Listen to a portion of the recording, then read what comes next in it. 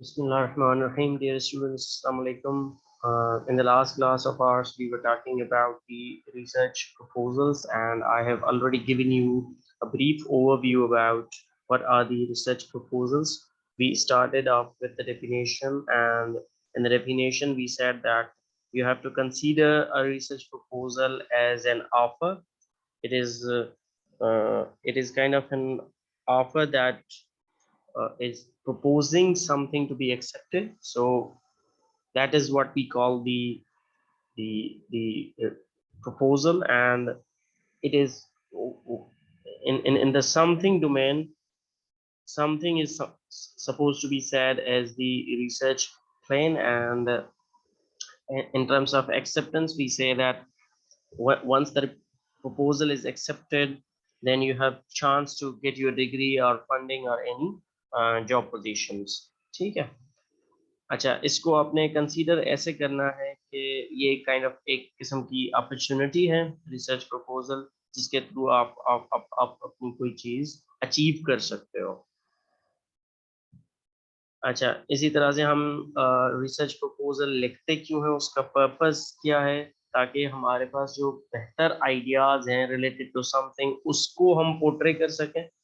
To portray the good ideas, the better ideas, logic or suitability of the design, methods and analysis. जो methods, design और analysis हम consider कर सकते हैं, उनकी logic और suitability को portray करने के लिए हम research proposals लिखते हैं. अच्छा, ये एक किस्म की contribution हो सकती है to the advancement of scientific knowledge, public good, या फिर aims of any particular organization. तो ये तीन तीन चार चीजें हैं जिन जो कि बेसिकली आउटकम है एक किसी भी रिसर्च प्रपोजल के.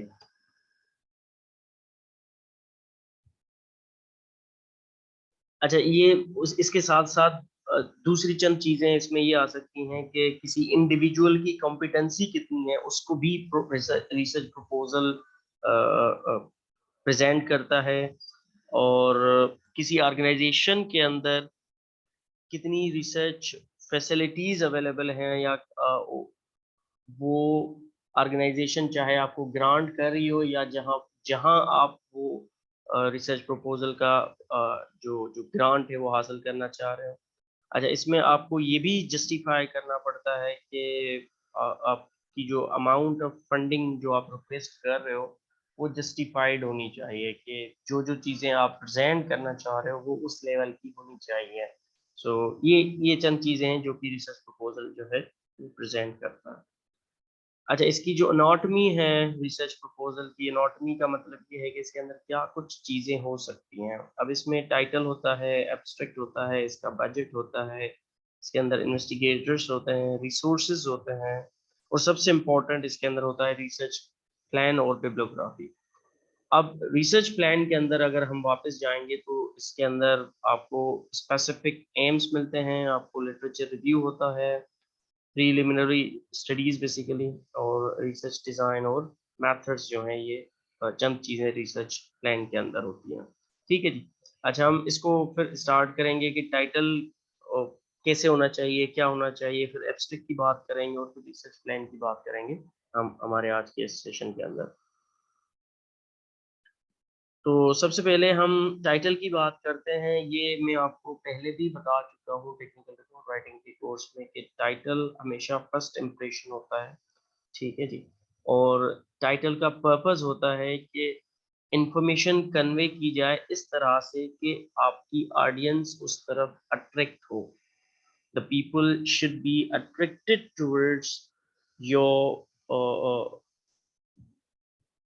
आइडिया या योर इंफॉर्मेशन, उसको पढ़ने के लिए या इवन उसको अप्रूव करने के लिए.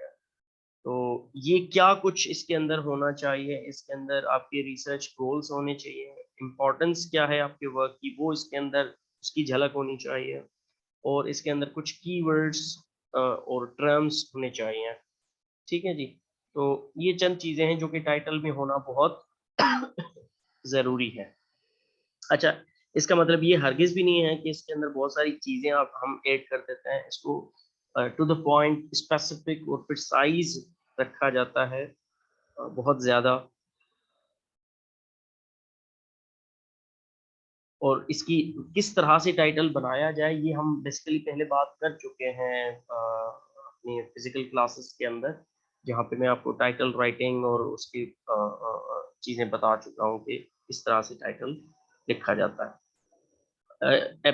रिसर्च प्रपोजल के अंदर का जो टाइटल है वो भी बिल्कुल उसी तरह से ही कंसीडर किया जाता है जैसे दीगर टाइटल्स हम असाइन करते हैं। तो रिपोर्ट राइटिंग के टाइटल्स हो गए या चंद और टाइटल्स जो कि मैंने आपको बताए थे वो उन्हीं से लिए जाते हैं।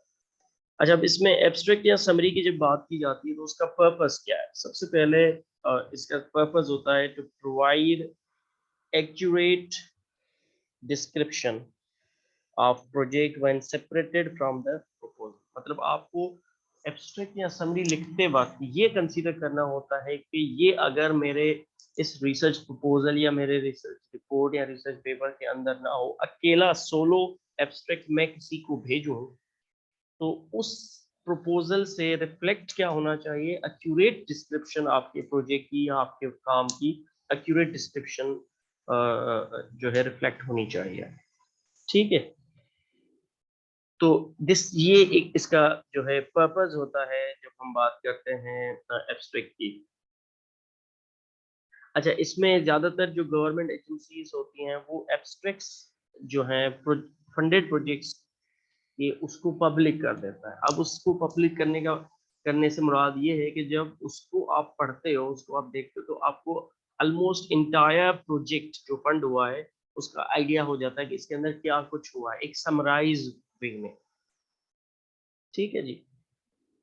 अच्छा, प्राइवेट फाउंडेशंस फिर जो है वो कंपनी में यूज इन एनुअल रिपोर्ट, पर एनुअल रिपोर्ट्स के अंदर ये बहुत सारी चीजें जो है वो अचीवमेंट्स के तौर पे भी लिखी जा सकती हैं। तो उसमें जाहिर सी बात है इंटायर रिपोर्ट्स या इंटायर जो रिसर्चेज होती हैं वो नहीं लिखी जा सकती हैं, तो एब्स्ट्रैक्ट्स या समरीज लिखी जाती हैं। तो इसीलिए एब्स्ट्रैक्ट और समरी का टू द पॉइंट होना, स्पेसिफिक होना, कंसाइज होना, एक्यूरेट होना और कंप्लीट होना, ये बहुत इंपॉर्टेंट। तो जो 7 सीज ऑफ कम्युनिकेशन मैंने आपको बताई थी, वो 7 सीज ऑफ कम्युनिकेशन इसके ऊपर एब्स्ट्रैक्ट राइटिंग के ऊपर या समरी राइटिंग के ऊपर अप्लाई होना मस्ट है, क्योंकि ये सेपरेटली दिया जा सकता है और ज्यादातर सेपरेटली प्रोवाइड किया जाता है बहुत सारे पर्पजेस के लिए।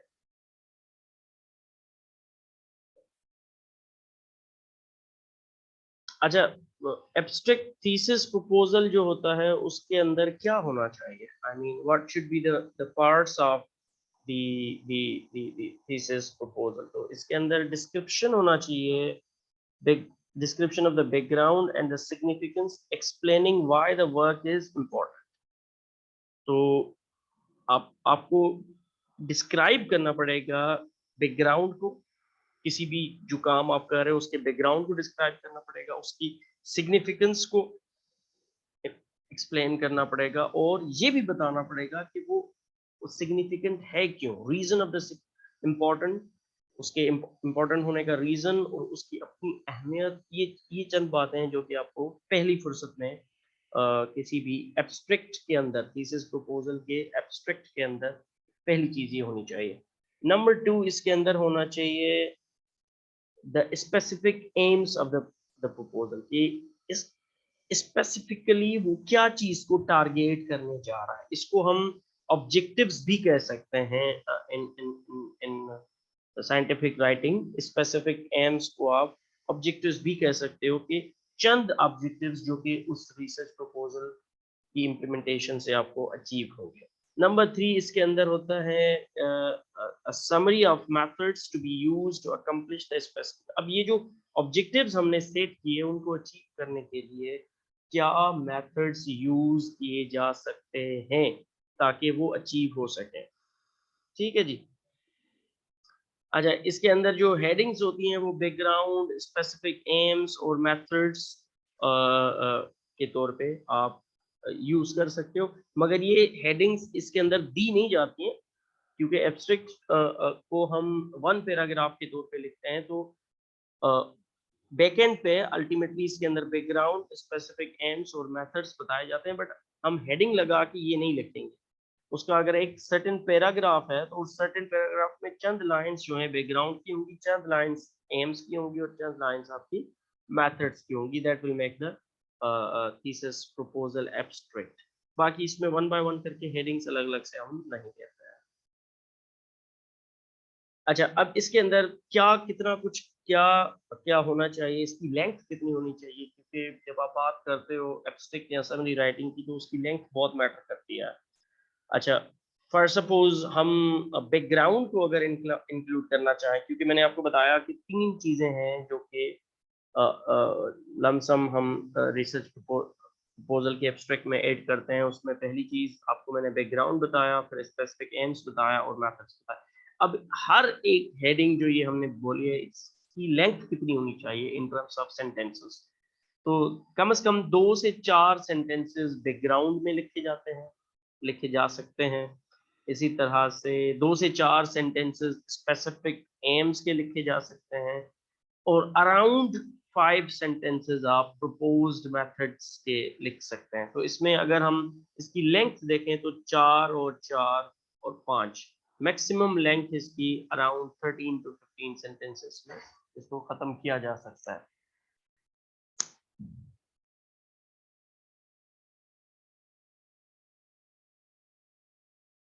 ठीक है। अच्छा, इसके साथ साथ हम बात करते हैं कि इसमें फिर इन इन सेंटेंसेस के बाद फिर अगर मिनिमम देखा जाए तो मिनिमम 2 और 5 कोई 7-8 सेंटेंसेस पे आप इसको खत्म कर सकते हैं। ठीक है। अच्छा, इसमें closing sentence about the interpretation and importance of the results आप उस पे जाके खत्म कर सकते हो। प्रपोज्ड मेथड्स के बाद के आपकी रिजल्ट्स जो अचीव होंगे वो क्या हो सकता है। इसी तरह से एब्स्ट्रैक्ट को आप you can make it interesting but not too provocative. ज़्यादा नहीं बनाना है इसको, एक सर्टेन लिमिट में रखते हुए आप उसको बेहतर और अट्रैक्टिव बना सकते हो। इसमें एक कोशिश होती है कि स्टोरी के तौर पे इसको बताया जाए, मगर वो स्टोरी ज़्यादा लंबी नहीं होनी चाहिए, शॉर्ट स्टोरी होनी चाहिए। ठीक है जी। अच्छा,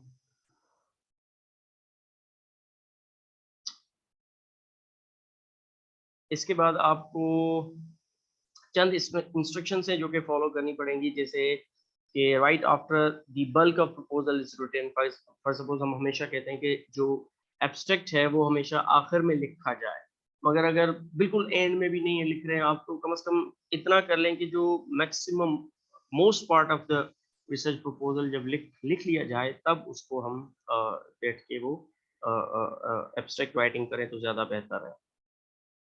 अच्छा, make each sentence lead into the next one. Her sentence को कनेक्ट करें अगले आने वाले सेंटेंस के साथ, तो बीच में इंटरजेक्शंस यूज करके कनेक्शंस प्रोवाइड किए जा सकते हैं।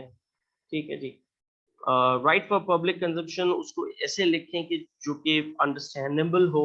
Do not include the proprietary information. इसमें आप ज़्यादातर क्रेडिट्स वगैरह यूज नहीं कर सकते हो, जनरल इसमें टेक्निकल ही चीज़ें ऐड होती हैं। अच्छा जी।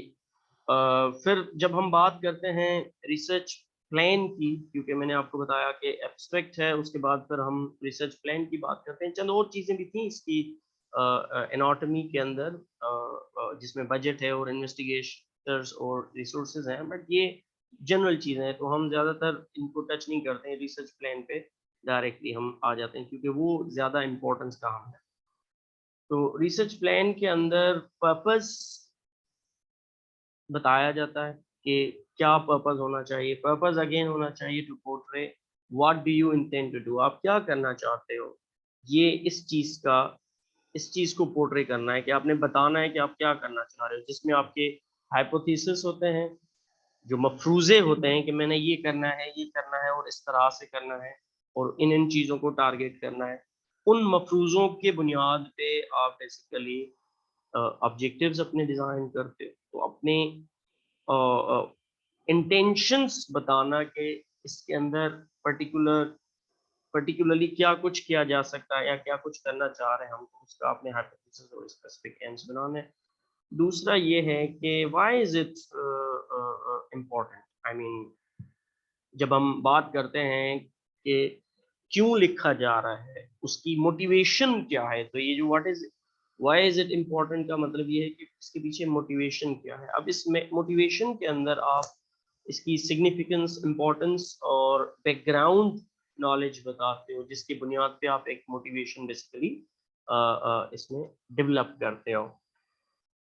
दूसरा, थर्ड वन, इसके अंदर रिसर्च प्लान के अंदर आप बताते हो कि आप उसको कैसे करने जा रहे हो, how are you going to do it, उसको अचीव कैसे करोगे, ये जो आपके स्पेसिफिक एम्स या जो हाइपोथेसिस आपने बनाया है उसको आपने अचीव कैसे करना है। तो उसमें बेसिकली डिज़ाइन होता है आपका, और फिर मेथड्स ऑफ एनालिसिस होते हैं कि इन मेथड्स को यूज़ करते हुए इस डिज़ाइन को इम्प्लीमेंट करके हम अचीव कर सकते हैं जो हमारे स्पेसिफिक एम्स या ऑब्जेक्टिव्स हैं। तो ये चंद चीज़ें हैं रिसर्च प्लान के पॉइंट ऑफ व्यू से।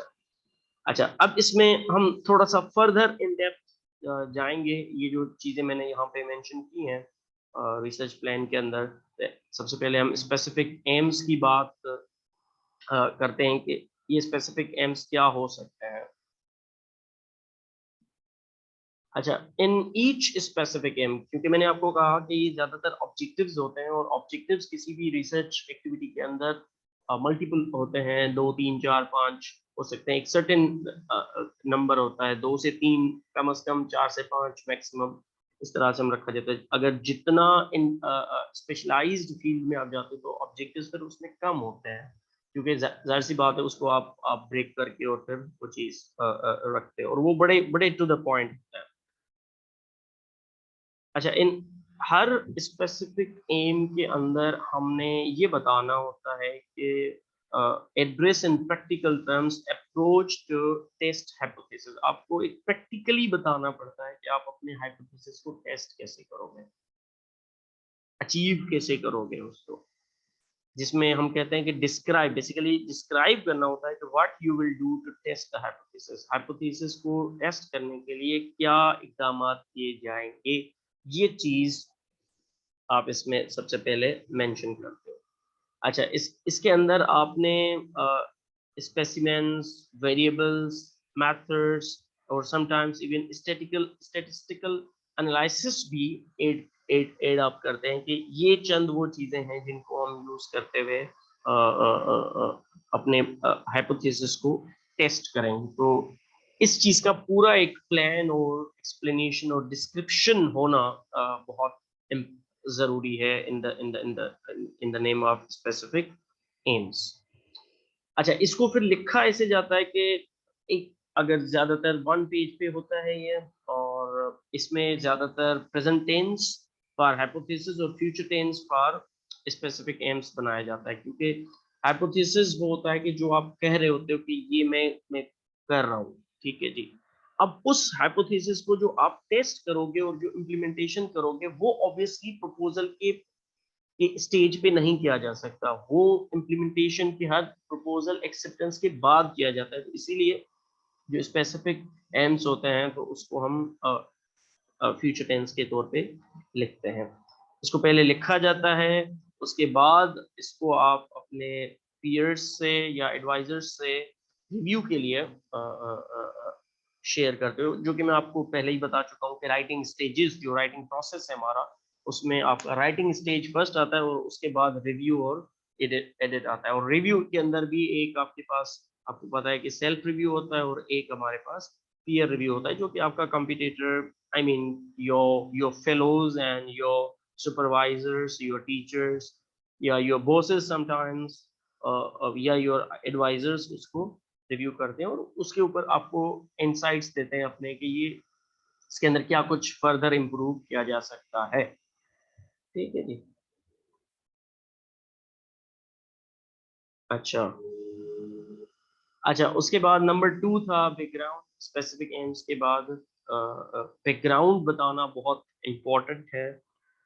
तो इसके लिए आपको एक सॉलिड जस्टिफिकेशन बिल्ड करनी पड़ेगी, जस्टिफिकेशन प्रोवाइड करनी पड़ेगी by doing the literature for the proposed research, जिसमें आपको बताना पड़ेगा कि जनरल प्रॉब्लम क्या है और उस प्रॉब्लम का इम्पैक्ट क्या है, उसके बारे में क्या कुछ पता है, और कौन सी अनसर्टेनिटीज हैं, जो चीजें नहीं पता हैं, जिनको आप एड्रेस करने जा रहे हो, और उन अनसर्टेनिटीज को आप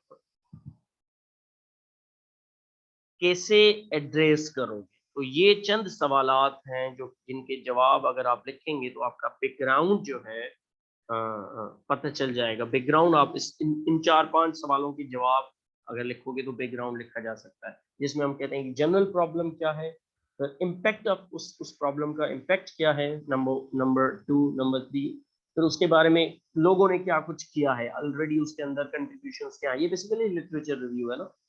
तो फिर उसमें अब जो लोगों ने काम किया है उसके अंदर रिसर्च गेप क्या है, आई मीन क्या कुछ है जो नहीं हुआ और जो आपको लगता है कि वो होना चाहिए। तो उन पर्टिकुलर एरियाज को, जाहिर सी बात है बहुत सारी चीजें हुई भी होती हैं और उसमें आप फर्दर इम्प्रूवमेंट्स और एनहेंसमेंट्स कर सकते हो। तो आपने सबसे पहले तो बहुत स्पेसिफिक रहना होता है कि जो अनसर्टेनिटीज आप एड्रेस करते हो या डिसाइड करते हो कि मैंने इनको एड्रेस करना है, उन अनसर्टेनिटीज को आपने बड़ा स्पेसिफिक रखना है, और फिर उनको टारगेट करना है। ठीक है जी। और टारगेट करते हुए आपने ये बताना है, मेंशन करना है, क्योंकि प्रपोजल में ऐसी बात है इम्प्लीमेंटेशन या एनालिसिस नहीं होती है। प्रपोजल में सिर्फ आप प्रपोज कर रहे हो, तो आपने इसलिए बता देना होता है कि मैं इन चीजों को एड्रेस आइडेंटिफाई किया है, इन अनसर्टेनिटीज को, और इन अनसर्टेनिटीज को आइडेंटिफाई करते हुए मैंने ये वाले जो मेथड्स हैं या जो टेक्निक्स हैं इनको यूज करते हुए मैं इन अनसर्टेनिटीज को एड्रेस करूंगा। ठीक है। और उसका नतीजा ये निकल सकता है कि वो advancement in the scientific knowledge हो सकती है, इंप्रूवमेंट्स इन इंडस्ट्रियल प्रोसेसेस हो सकती है, और उसका जनरल सोशल इम्पैक्ट हो सकता है। तो ये चंद चीजें हैं जो कि किसी भी जो जो रिसर्च वर्क है उसका जनरल आउटकम्स उसके ये होते हैं कि वो किसी इंडस्ट्री के प्रोसेस को फर्दर इम्प्रूव कर रहा है, किसी टेक्नोलॉजिकल एस्पेक्ट को फर्दर इम्प्रूव कर रहा है, या एकेडमिकली उसकी इन्हेंसमेंट्स शो कर रहा है, या जनरल पब्लिक और सोशल इम्पैक्ट उसका उसका शो हो रहा है, या किसी साइंटिफिक नॉलेज का जो जो एडवांसमेंट है वो उसमें दिखाया जा रहा है। तो ये 4-5 चीजें हैं जो कि किसी भी साइंटिफिक रिसर्च की पॉइंट ऑफ व्यू से उसके जनरल आउटकम्स होते हैं। अच्छा, अब इसको लिखा कैसे जाता है, बैकग्राउंड की कंपोजिशन क्या है। कंपोजिशन ये है कि आपने जब बैकग्राउंड आप लिखते हो तो आप बैकग्राउंड ऐसे लिखते हो कि आपका जो ऑडियंस है, क्योंकि जाहिर सी बात है आपको मैं बता चुका हूँ कि जब भी आप लिखते हो तो राइटिंग प्रोसेस स्टार्ट करने से पहले आपको पर्पस पता होना चाहिए कि आप लिख क्यों रहे हो और आप लिख किसके लिए रहे हो। तो ऑडियंस और पर्पस, ये हम सारी बातें हमारी फिजिकल क्लासेस में कर चुके हैं और उसमें बता चुके हैं। ठीक है।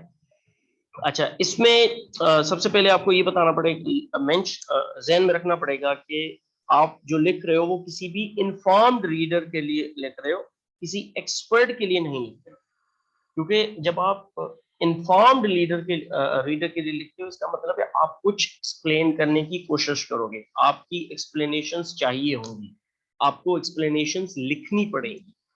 मगर अगर आप यूं समझेंगे कि किसी एक्सपर्ट के लिए लिख रहे हो आप, तो समटाइम्स कुछ बारीक चीजें होती हैं जिनको आप स्किप कर देते हैं, यार ये तो वेल नोन है, ये तो पता ही है। तो इसमें बड़ा बड़ा बैलेंस स्ट्राइक करने की जरूरत होती है, क्योंकि जब आप एक्सपर्ट्स के लिए लिखोगे तो फिर उनको उनकी जो डेप्थ है वो कुछ ज्यादा होगी। और फिर जब आप इन्फॉर्म रीडर के लिए लिखते हो तो उसके अंदर आपको एक एक मॉडरेट सा अप्रोच जो है अपनाना पड़ता है। ये वाली चीजें जो है वो ज्यादातर जब आप प्रैक्टिस करते हो इसमें आके तो फिर ज्यादा इसमें इम्पैक्ट आता है। अच्छा, इसमें टॉपिक सेंटेंस का स्ट्रांग होना अ, बहुत इम्पोर्टेंट है। अब ये टॉपिक सेंटेंस क्या है, जब भी कोई कोई पैराग्राफ आप शुरू करते हो तो उस पैराग्राफ का जो इनिशियल स्टार्ट होता है, इनिशियल फर्स्ट सेंटेंस होता है, उसको टॉपिक सेंटेंस कहा जाता है। जैसे एक हेडिंग होती है, मैंने आपको बताया था रिपोर्ट राइटिंग के अंदर, ये हेडिंग्स को हम यूज करते हैं, और हेडिंग्स के बाद फिर सब हेडिंग्स होती हैं। अब ये सब हेडिंग्स भी अगर हैं, तो सब हेडिंग का जो पैराग्राफ शुरू होता है, उस पैराग्राफ का जो इनिशियल सेंटेंस है, उसको हम टॉपिक सेंटेंस कहते हैं। अब उस टॉपिक सेंटेंस का स्ट्रॉन्ग होना बहुत जरूरी है। अगर वो टॉपिक सेंटेंस स्ट्रॉन्ग है, तो इसका मतलब ये होता है कि वो कंप्लीट स्टोरी उसमें से पता चल जाती है। तो आप एक एक टोन सेट करते हो बेसिकली टॉपिक सेंटेंस को यूज करते हुए, ठीक है।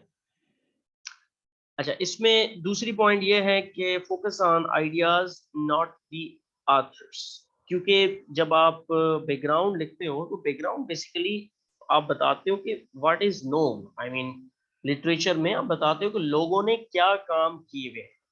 तो इसमें फिर ये होता है कि जब आप स्ट्रक्चरिंग करते हो ना इस चीज की, बैकग्राउंड की, जब आप सेंटेंसेस लिखना शुरू करते हो, तो कभी कभार लोगों के नाम जो है वो बहुत ज्यादा उनके ऊपर फोकस चला जाता है उनके काम के बजाय। तो कोशिश करें कि अगर आप बता रहे हो कि एक्स वाई जी ये तीन लोग हैं, उन्होंने एक सर्टेन काम परफॉर्म किए, उन्होंने, एक ने टास्क 1 किया, एक ने टास्क 2 किया, और एक ने टास्क 3 किया। तो अब आप जब इस चीज को लिख रहे होंगे, तो आपका इन एक्स वाई जी लोगों के ऊपर इतना ज्यादा फोकस नहीं होना चाहिए। उन लोगों ने टास्क कौन से परफॉर्म किए हैं उसके ऊपर फोकस होना जरूरी है। तो आप जो अपना राइटअप लिखेंगे, तो आपका राइटअप शुरू होना चाहिए लोगों के टास्क के ऊपर, कि कि टास्क क्या परफॉर्म हुआ है। फिर साथ में आप जाहिर सी बात है मेंशन करते हो इन अ वे कि किसने ये टास्क परफॉर्म किया। तो इसमें आप कहते हो कि फॉर सपोज यहाँ पे नीचे दो एग्जांपल्स गिवन है कि bone mineral density of the spine was strong correlate with the verbal strength. ये फॉर सपोज किसी बंदे ने ये कहा है, ये वाली चीज किसी ने अपनी रिसर्च के अंदर लिखी है। अब आपने, ये उसका टास्क है, इसको पहले लिखना है, और जिस बंदे ने किया, फॉर सपोज मेयर ने ये काम किया, तो उस मेयर को आपने ब्रैकेट में डाल दिया, जिसके ऊपर आपका इम्पैक्ट या एम्फेसिस इतना नहीं दिया। मगर अगर आप लिखते हो कि mayor found this this this this and this, तो आप बेसिकली स्टार्ट कर रहे हो बंदे के नाम से, जिस पर्सन ने वो काम किया। तो जब आप किसी उससे स्टार्ट कर रहे हो, इसका मतलब है फोकस आपका उस पर्सन पे चला गया। हालांकि ये आइडिया नहीं है, idea is to focus on what, to focus on the task, कि उसने क्या टास्क परफॉर्म किया है या उसने क्या आइडिया पेश किया है। तो जो आइडिया है उसको पहले लिखो, और जो इंडिविजुअल का नाम है उसको आपने ब्रैकेट में यूज कर लिया, या इस तरह से लिखो जिसपे ज्यादातर एम्फेसिस ना जाए। तो इसकी कंपोजिशन इस तरह से आप लिख सकते हो।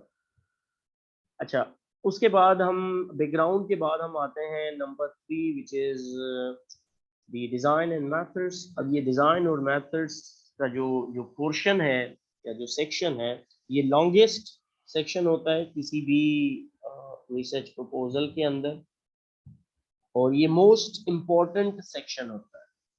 This is the most important section, ठीक है। अच्छा, no one organization fits all the projects, और मतलब इसका ये है कि आप सारे के सारे प्रोजेक्ट्स को एक सर्टेन जगह पे फिक्स नहीं कर सकते हो। For many hypothesis driven studies, experiments और क्लिनिकल ट्रायल्स जो हैं वो ज्यादा इंपॉर्टेंट होते हैं, ठीक है। तो आप इस चीज को, डिजाइन और मेथड्स को जब आप लिखने जाते हैं, तो आप स्टार्ट करते हो ओवरव्यू ऑफ स्टडी डिजाइन से, कि जो भी आपका स्टडी डिजाइन है उसका एक सर्टेन ओवरव्यू दे दो कि ये कुछ हुआ है। यूं समझ लें कि उसका एक समराइज वे करके आप उसको ओवरव्यू उसका प्रोवाइड करें। फिर जो मेथड्स आपने यूज किए हैं, उन मेथड्स को ऑर्गेनाइज करें according to the specific aims, कि आपका पहला एम या ऑब्जेक्टिव क्या था, उसको अचीव करने के लिए क्या मेथड यूज किया, फिर दूसरा, फिर तीसरा, फिर चौथा, इस तरह से आपने वन बाय वन करके हर एक ऑब्जेक्ट को टारगेट बना के और बता देना है इसमें कि क्या इसके अंदर एम्स आपने किस तरह से अचीव किए हैं। तो हर मेथड को आपने यहाँ पे एक्सप्लेन करना है, मगर उससे पहले आपको ओवरव्यू देना बहुत जरूरी है।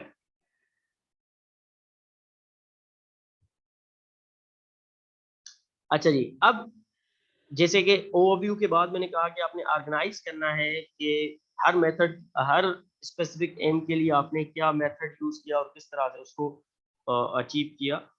तो लिखना क्या है उसके अंदर? लिखना ये है कि आपने वापस हर ऑब्जेक्टिव के लिए आपको वापस रीट्रेट करना पड़ेगा हाइपोथेसिस और स्पेसिफिक एम स्टार्टिंग में। फिर उसके जो स्पेसिमेंस हैं उनको डिस्क्राइब करना है आपने, ठीक है जी। फिर आपने उसके वेरिएबल्स को डिस्क्राइब करना है जो कि असेस होंगे, और उनके जो मेथड्स ऑफ मेजरमेंट्स हैं, क्योंकि वेरिएबल्स जो हैं फिर वो मेजर होते हैं। अब वेरिएबल क्या हो सकते हैं? अगर कोई कोई सिस्टम आप डिजाइन कर रहे हो तो उसके अंदर टेम्परेचर, प्रेशर, फॉर सपोज, ये दो वेरिएबल्स हो सकते हैं जिनको आप क्या करते हो, डिस्क्राइब करते हो कि आपके पर्टिकुलर सिस्टम डिजाइन के अंदर टेम्परेचर और प्रेशर का क्या अमल दखल है, और उनको आप कैसे असेस कर रहे हो। फिर टेम्परेचर, प्रेशर ऐसे वेरिएबल्स हैं जिनको मेजर किया जाता है। अब उनकी जो मेजरमेंट है, ऑब्वियसली क्योंकि टेम्परेचर, प्रेशर मेजर करने के बहुत सारे तरीके हो सकते हैं, आपने फोकस करना है जो कोई न्यू मेथड्स आप प्रपोज कर रहे हो उनको मेंशन करें कि मैं टेम्परेचर, प्रेशर को हम we are going to measure the temperature and pressure by certain new methods जो कि आप अपनी स्टडी में पेश करने वाले होंगे।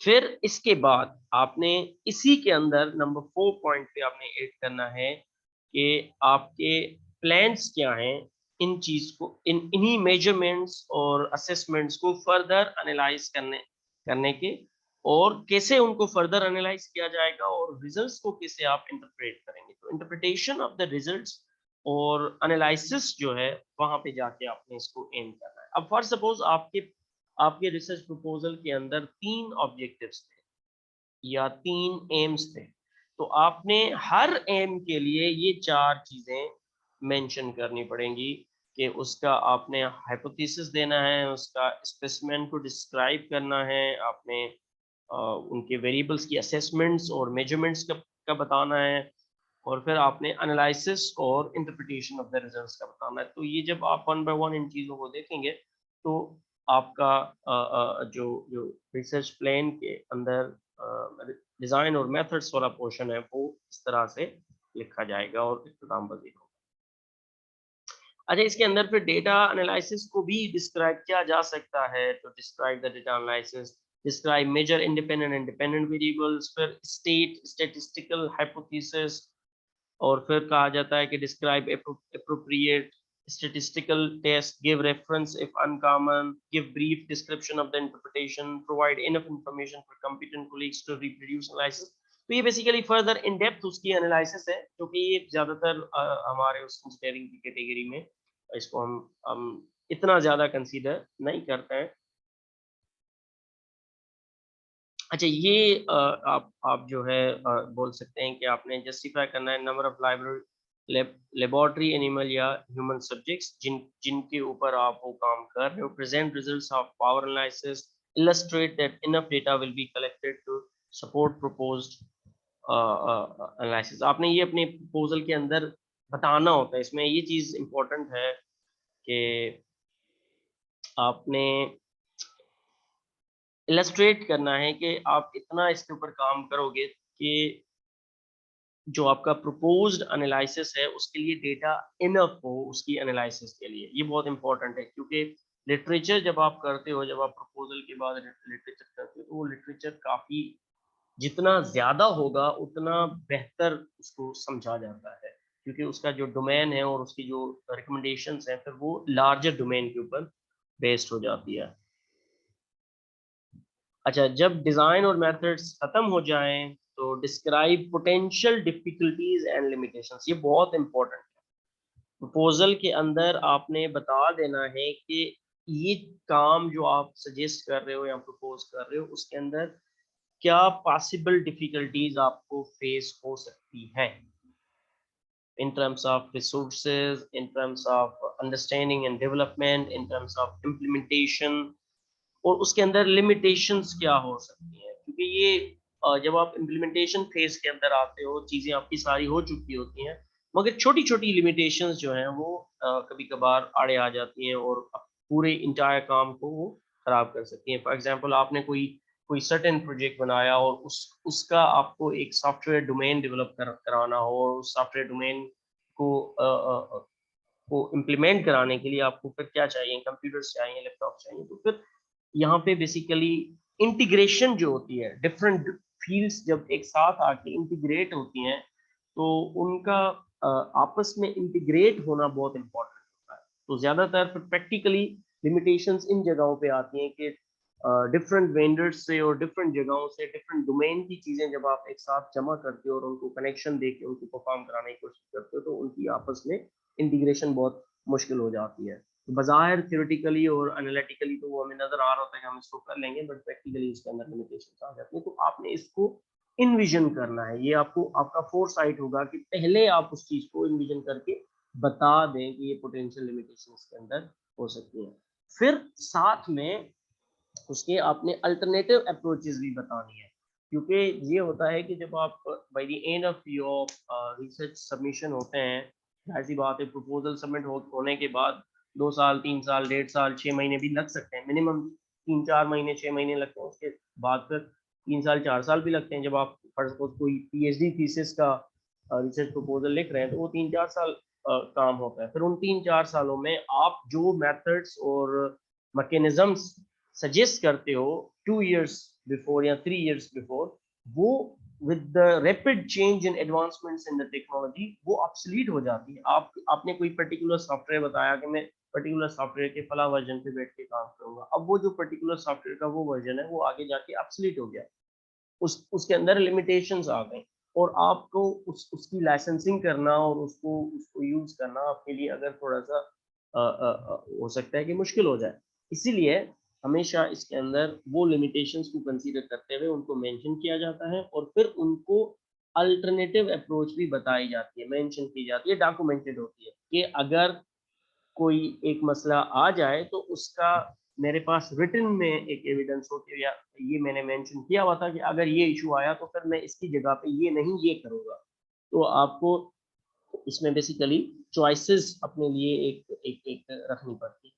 अच्छा, इसमें तीसरी चीज़ ये है कि टाइम टेबल आपने मेंशन करना पड़ेगा कि आपको बेसिकली कैटेगराइज़ करना पड़ेगा। अगर आपका प्रोजेक्ट जो है 1 ईयर का है तो उसको आप उसका जो ब्रेकडाउन है वो बताएँगे कि आप पहले 2 महीने क्या करेंगे, अगले 2 महीने में क्या होगा, अगले 2 महीने में क्या होगा। तो आप अपना ब्रेकडाउन जो है अपने काम का वो इस तरह से मेंशन कर सकते हो कि मंथ वाइज़ कर लो, 2 मंथ्स कर लो, क्वार्टरली कर लो, वो डिपेंड करता है कि how long your your project will be carried out.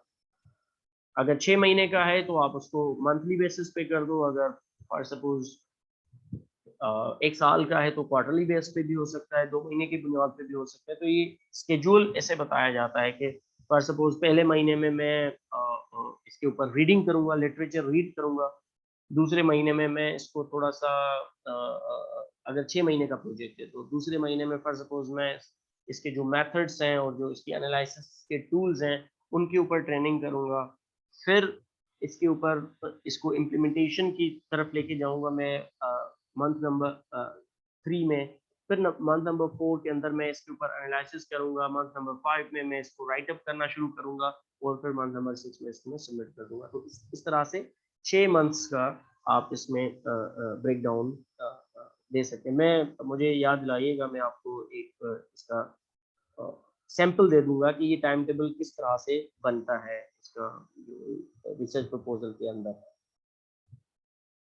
अच्छा, इसमें आपने ये भी मेंशन करना है कि जो भी आपका कोई कोई काम है तो उसके अंदर सोशल इम्पैक्ट उसका क्या है?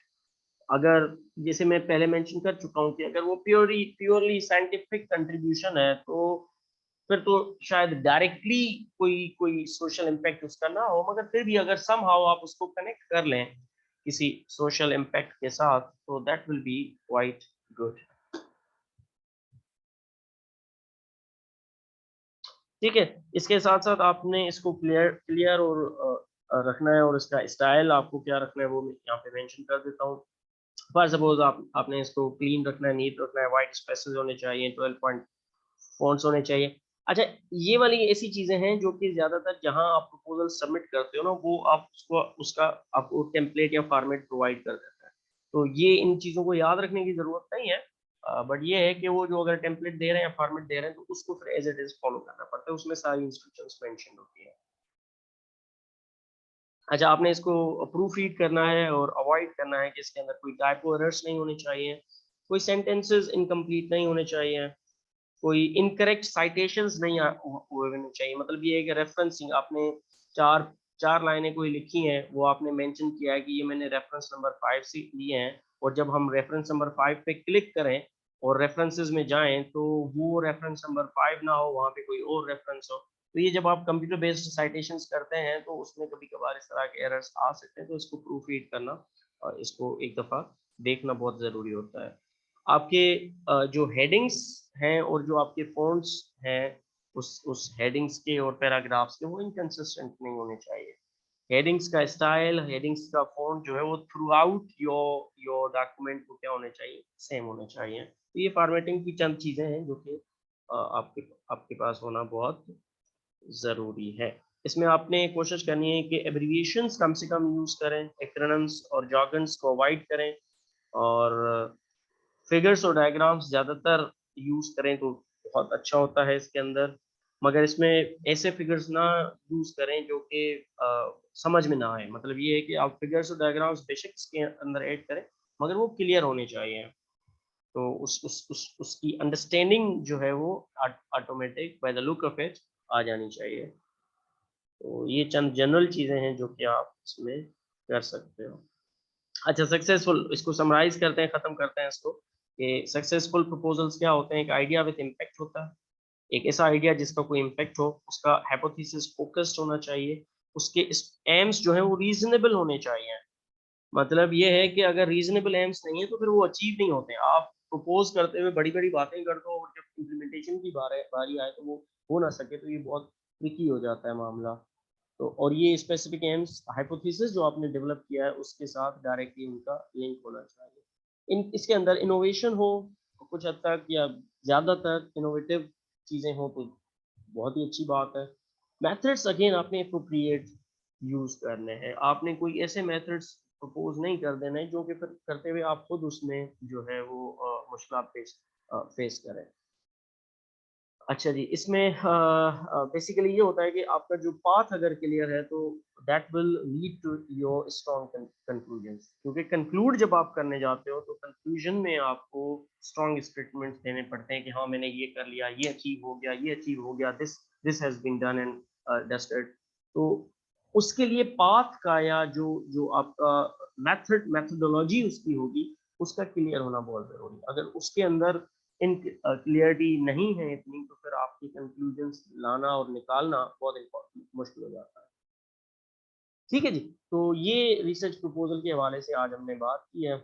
नेक्स्ट सेशन में इंशाअल्लाह हम फिर बात करेंगे मैन्युस्क्रिप्ट्स या रिसर्च पेपर्स के हवाले से।